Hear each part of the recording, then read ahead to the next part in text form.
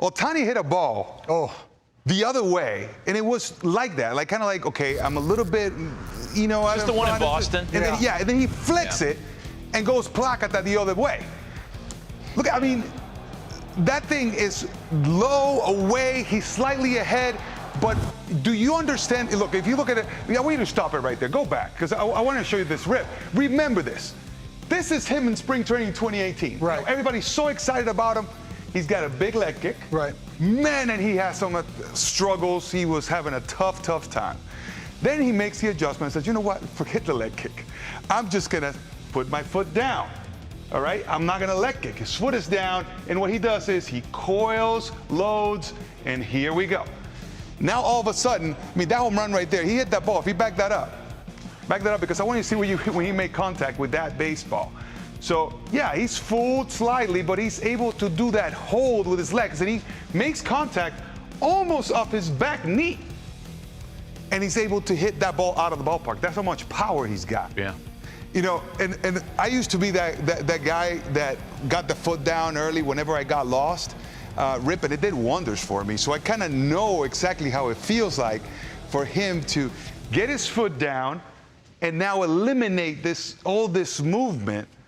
And he's so strong that all he has to do is touch it. Yeah, and that foot coming down early too, excuse me, Rip, he's been pitched soft away all year long. And correct me if I'm wrong, foot down early, you have a chance, right? You have a chance to react to that a little bit better. Well, the first thing is when someone adds a leg kick maybe into their arsenal, if they didn't naturally do it at one time, it's probably to generate a little bit more momentum and a little bit of power into it.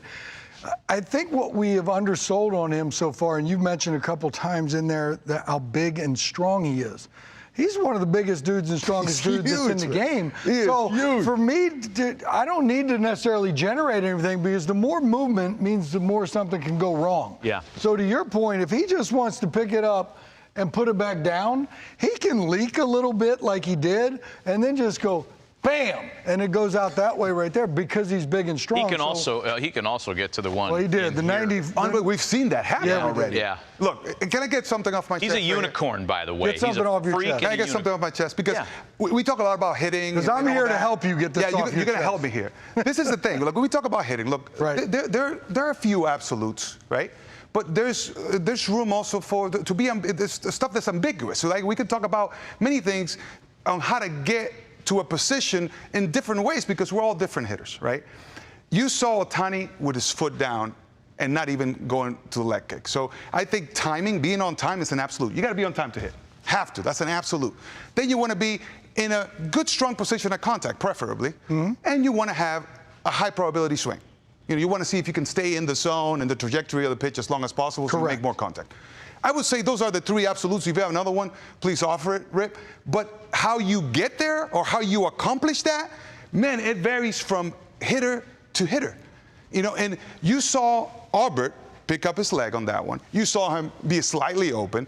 But you also seen Albert where he does what Ohtani does, and he was open like this, and all he did was just, remember that? Sure. Albert in St. Louis, just this, right here, whap, because that's the way he got there at that particular time. Now he's leg kicking.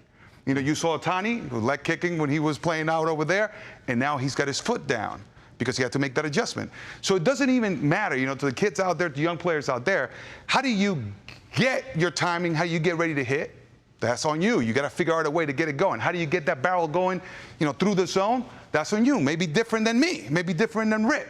And then you have, man, you want to make sure that you are in a strong position when you make contact. That, I would say, are the three absolutes. Okay. Anything else?